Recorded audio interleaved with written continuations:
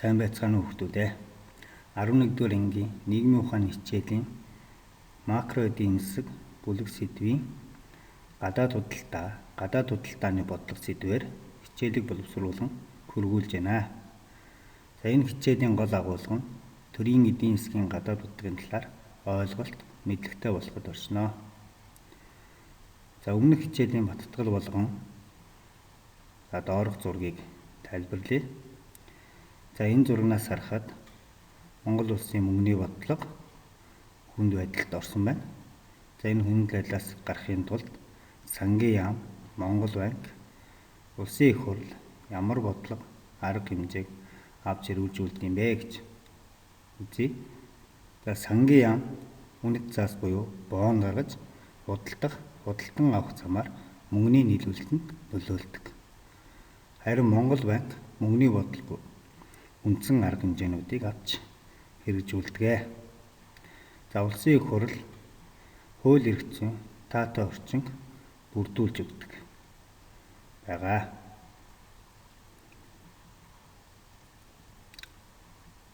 За дэлгэцэн дээр гарч ирж байгаа зураг бол өнөөдөр бидний үзэх хичээлийн сэдвтэй холбоотой зураг байна. За энэ зурагнаас харахад улс оронд бараа бүтээгдэхүүн, агаарын, усан, хуурай замаар хэрхэн дамжиж байгаа талаар харж болно. Тэгвэл өнөөдрийн үзэх хичээлийн сэдэв бол гадаад худалдааны бодлого гэсэн сэдвийг үзэгнэ. За улс орнуудын хооронд бараа үйлчилгээ шилжих хөдөлгөөнийг олон улсын худалдаа гэж нэрлэдэг. Улс орнуудын хооронд бараа үйлчилгээ шилжих хөдөлгөөнийг олон улсын худалдаа гэж нэрлэдэг. За энэ тодорхойлолтыг бичиж аваарай. Улс орнуудын хооронд бараа үйлчилгээ шилжих хөдөлгөөнийг олон улсын худалдаа гэж нэрлэдэг. За олон улсын худалдаа нь экспорт, импорт гэсэн хоёр урсгалтай байдаг. За экспорт гэдэг нь бараа бүтээгдэхүүн гадагшаага гаргана гэсэн үг. За импорт гэдэг нь бараа бүтээгдэхүүнийг оруулж ирнэ гэсэн. За ийм хоёр урсгалтай байдаг байна. За гадаад худалдаа яагаад чухал байдаг вэ гэж. Гадаад худалдаа нь тухайн улс ашиг орлогоо зузаатгах, эдийн засгийн өсөлтөд нэмэгдүүлэх нэг чухал хүчин зүйл болж өгдөгөөрөө чухал байдаг. За экспортын өсөлт нь зах зээлийг өргөтгөж байдаг тул тухайн орны хувьд ашигтай байдаг. За импортын хувьд эх орны үйлдвэрлэлийн бараатай өрсөлдөж үндэсний үйлдвэрлэлийг шахах, ажилгүйдлийг нэмэгдүүлэх зэрэг сөрөг үр дагаварт хүргэж болчихгүй тул импортын хүмүүс ихэнхдээ дутуу үнэлдэг. Харин аливаа орны хэрэглэгчдэд барааны импорт нь ашигтай тул түүнийг бас онцолж авч үзэх үндэслэл байдаг. За тухайлбал өнөөдөр манай орны хувьд үйлдвэрлэлийн орчин үеийн технологиг зөвхөн гадаад орнуудаас оруулж ирдэг. Мөн өндөр чанартай хэрэглээний барааг гадаад орнуудаас оруулж ирэх боломжтой. За жишээ нь Японы цахилгаан бараа, автомашин, Германы гутал, Францын мөртөө ус гэх мэт хэрэглэгчийн сайн сайхан аж байдал нөлөө үзүүлдэг. Халуун орноос жимс, кофе болон бусад хансаг барааг импортлоогүй бол тэдгээрийн талаар бид мэдэхгүй байх байсан. За тийм болохоор гадаад худалдаанд экспорт, импорт нь эерэг болон сөрөг үр дагавруудыг бий болгож байдаг. За экспортын хувьд бараагаа экспортлж байгаа орон болон тэнд ажиллагсад экспортын өсөлтөөс ашиг олж хождог. За харин сөрөг тал нь барааг экспортлсноор дотоод тухайн барааны хомсдол үүсч улмаар хэрэглэгчдэд хохирч болох юм аа. За импортын хувьд импорт нэмэгдэснээр эх орны барааг бодвол арай хямд өгөөд чанарын хувьд илүү байж болох импортын барааг хэрэглэх боломжтой болдог. За тийм учраас хэрэглэгчид болон компаниудад ашигтай байдаг. Харин экспортын хувьд сөрөг тал нь гэвэл импорт нэмэгдснээр дотоод зах зээлд түүнтэй ижил төрлийн бараа үйлдвэрлэж байгаа эх орны үйлдвэрлэгчид хохирдог. За өөрөөр хэлбэл дотоодын үйлдвэрлэгчдийг гадаадын үйлдвэрлэгчид шахаж эхэлдэг. За гадаад худалдааны тэнцэл гэж юу хэлэх вэ? За бид өмнөх ангидаа үзчихсэн үйлдвэрлэлийн ашиг алдагдлыг хэрхэн тооцож гаргадаг вэ гэж. За бүтээгдэхүүний борлуулалтаас олсон орлогыг үйлдвэрлэхэд зарцуулсан зардлын зөрүүнээс за үйлдвэрлэлийн ашиг алдагдлыг олдог. За үүнтэй адил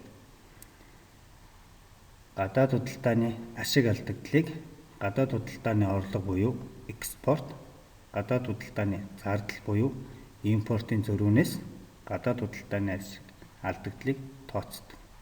За үүнийг гадаад худалдааны тэнцэл гэж нэрлэдэг. За бичиж аваарай.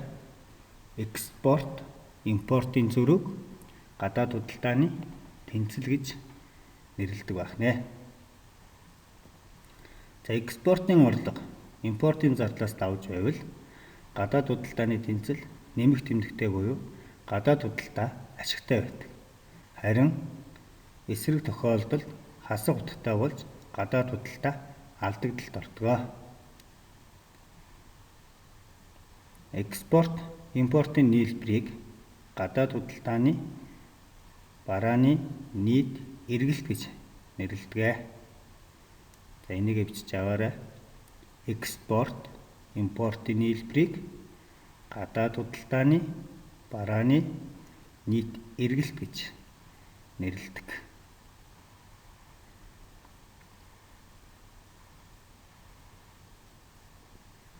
За дасгал ажлыг гадаад худалдааны нийт бараа эргэлт болон гадаад худалдааны тэнцлийг хүснэгтэнд тодорхойлно гэж.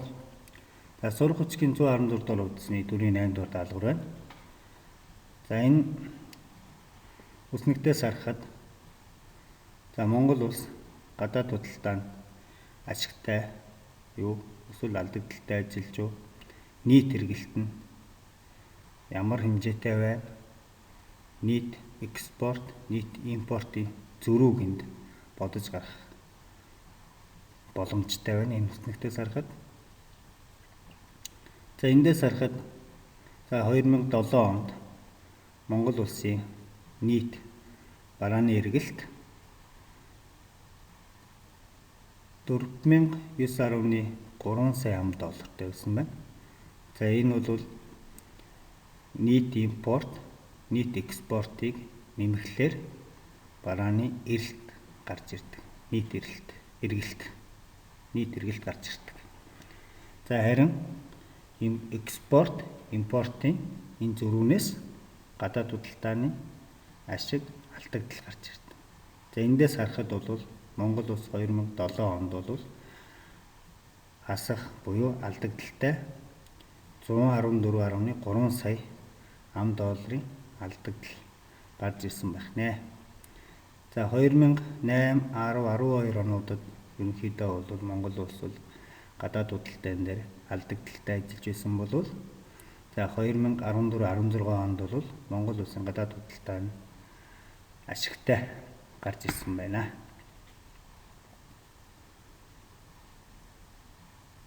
За гадаад худалдааны бодлого гэж юу хэлэх вэ гэж.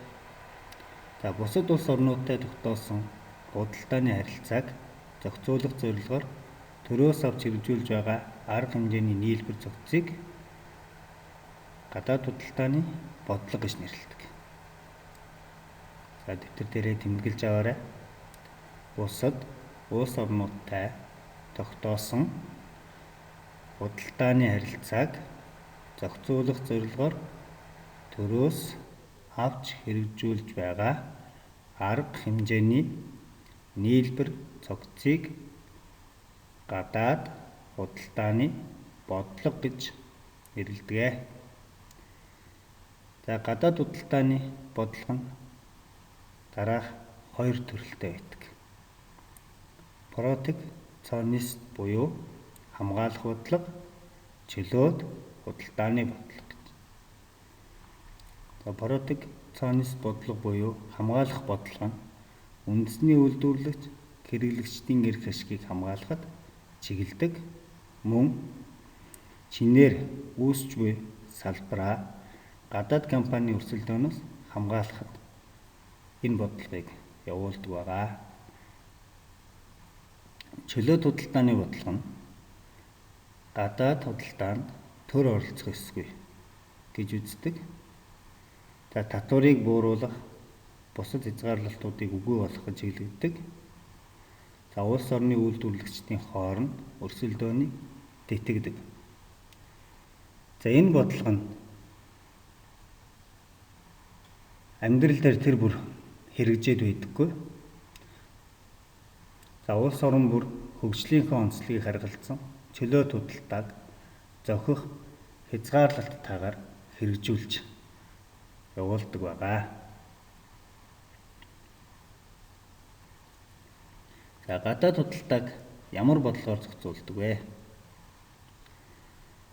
За импортын бараанд тавигдах хамгийн чухал шаардлага нь чанар, хэрэглээний шин чанар юм. За чанарын хувьд давуу байвал бага зэргийн үнэтэй байсан ч эх орны ижил төрлийн барааг шахаж чаддаг. За энэ дарамтаас дотоодын үйлдвэрлэлийг хамгаалахын тулд төр, дараах арга механизмуудыг хэрэглэдэг. За гадаад худалдааны бодлогыг хэрэгжүүлэх арга механизм бол дараах 3 төрөлтэй байдаг. Гаалийн татвар, гаалийн хөнгөлөлт, гаалийн хязгаарлалт гэж. За гаалийн татвар гэдэг нь гаднаас ирж буй бараанд оногдуулах гаалийн татварыг нэмэгдүүлнэ. За ингэснээр импортын барааны өрсөлдөх чадварыг сулруулж өгч байдаг. За гаалийн хөнгөлөлт нь тодорхой төрлийн барааны импортод гаалийн хөнгөлөлт үзүүлснээр тухайн улсын техник, технологийн хөгжилтөнд түлхцүүлж өгдөг. За гаалийн хязгаарлалт нь тодорхой төрлийн барааны импортод гаалийн хязгаарлалт буюу квотыг тогтоож өгдөг. За жишээ нь жилд орж ирэх барааны тоо хэмжээг 20,000 ширхэг буюу эсвэл 100 сая төгрөгнөөс хэтрэхгүй байхаар тогтоож өгч хязгаарладаг байна. За дасгал ажиллая. Гадаад худалдааны хязгаарлах бодлого явуулах шалтгаануудыг өөрийн улс орны нөхцөлтэй холбон тайлбарлаарай гэж. За сурах бичгийн 118 дугаар хуудасны 4-ийн 10 дугаар даалгавраар за энэ даалгаврыг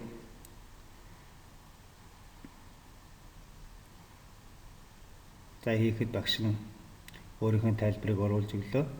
Та бүхэн сурах бичгээсээ үзээд өөрсдөө бас багшийнхаа гаргасан тайлбартай нийцж байна уу, нийцэхгүй байна уу гэдгээ гаргаарай. За үндэсний аюулгүй байдлыг хамгаалах нь эдийн засгийн аль нэг улсын хараат байдалд орохоос сэргийлэх зорилгоор энэ хязгаарлах бодлогыг явуулж өгдөг байна. Импортын бараанд татварын хэмжээг нэмэх хязгаарлах буюу квот тогтоож өгснөөр дотоодын үйлдвэрлэлийг дэмждэг. Гаалийн хөнгөлөлт үзүүлснээр тухайн улсын техник, технологийн хөгжилд түлхэж болж өгдөг. За ингэснээр дотоодод хөгжиж байгаа салбарууд дэмжлэг үзүүлдэг.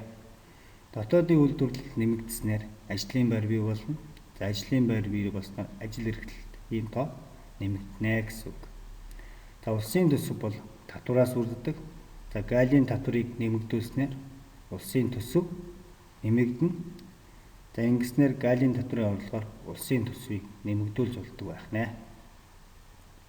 Дотоодын үйлдвэрлэл өсснөөр тухайн орн эдийн засгийн хямралд бага урдах нөхцөлийг бүрдүүлж өгдөг. За ингэснээр олон улсын зах зээлийн эрсдлээс хамгаалах нэг арга болж өгдөг байна. За өнөөдрийн хичээлээ бид баттгая. Улс орны хооронд бараа үйлчилгээ шилжих хөдөлгөөнийг юу гэдэг вэ гэж. Улс орнуудын хооронд бараа үйлчилгээ шилжих хөдөлгөөнийг олон улсын худалдаа гэж нэрлэдэг байна. Экспорт импортын зөрүүг юу гэдэг вэ? Экспорт импортын зөрүүг гадаад худалдааны тэнцэл гэнэ. Бусад улс орнуудтай тогтоосон худалдааны харилцааг зохицуулах зорилгоор төрөөс авч хэрэгжүүлж буй арга хэмжээний нийлбэр зохицыг юу гэдэг вэ? Гадаад худалдааны бодлого гинэ. Экспорт импортын нийлбэрийг юу гэдэг вэ? Экспорт импортын нийлбэрийг гадаад худалдааны барааны нийт эргэлт гэж нэрлэнэ. Гадаад худалдаанд төр оролцох ёсгүй. Улс орны үйлдвэрлэгчдийн хооронд өрсөлдөөний дэмжлэг үзүүлдэг бодлогыг юу гэдэг вэ? Энэ бодлогыг чөлөөт худалдааны бодлого гэж нэрлэдэг. Гадаад худалдааны бодлогыг хэрэгжүүлэх ямар арга механизм байдаг вэ? Гадаад худалдааны бодлогыг хэрэгжүүлэх арга механизм нь галийн татвар, галийн хязгаарлалт, галийн хөнгөлөлт байдаг байна. Гадаад худалдааны бодлогыг ямар төрлүүдтэй вэ? Гадаад худалдааны бодлого нь протекционист буюу хамгаалах бодлого, чөлөөт худалдааны бодлого гэсэн хоёр төрөлтэй байдаг. Гадаад худалдааны ашиг алдагдлыг хэрхэн тооцдог вэ? Гадаад худалдааны ашиг алдагдлыг гадаад худалдааны орлого буюу экспорт, гадаад худалдааны зардал буюу импортын зөрүүнээс гадаад худалдааны ашиг алдагдлыг тооцдог. Олон улсын гадаад худалдаа нь ямар урсгал, чиглэлээр явагддаг вэ? Олон улсын гадаад худалдаа нь экспорт, импорт гэсэн хоёр чиглэлээр явагддаг. Өнөөдрийн үзэх хичээлийн агуулга маань дууслаа. Гэрийн даалгавраа тэмдэглэж авъя. Доорх хоёр асуултанд хариулж бичээрэй. Тэмдэглэж аваарай. Манай орны үйлдвэрлэлийн аль салбарт гадаад худалдааны хамгаалах бодлого хэрэгтэй вэ? Түүний сөрөг тал юу байж болох вэ? Манай орны үйлдвэрлэлийн аль салбарт гадаад худалдааны хамгаалах бодлого хэрэгтэй вэ? Түүний муу тал юу байж болох вэ? Хоёрдугаар асуулт. Манай төрөөс ямар бүтээгдэхүүн үйлчилгээд гадаад худалдааны хамгаалах бодлогыг хэрэгжүүлэх нь зөв бэ гэж бодож байна вэ? Яагаад? Манай төрөөс ямар бүтээгдэхүүн үйлчилгээнд гадаад худалдааны хамгаалах бодлогыг хэрэгжүүлэх нь зөв гэж бодож байна вэ? Яагаад? Манай төрөөс ямар бүтээгдэхүүн үйлчилгээд гадаад худалдааны хамгаалах бодлогыг хэрэгжүүлэх нь зөв гэж бодож байна вэ? Яагаад? Энэ хоёр асуултанд хариулаад багштай үзүүлээрэй. Өнөөдрийн хичээл ингээд дууслаа. Баяртай.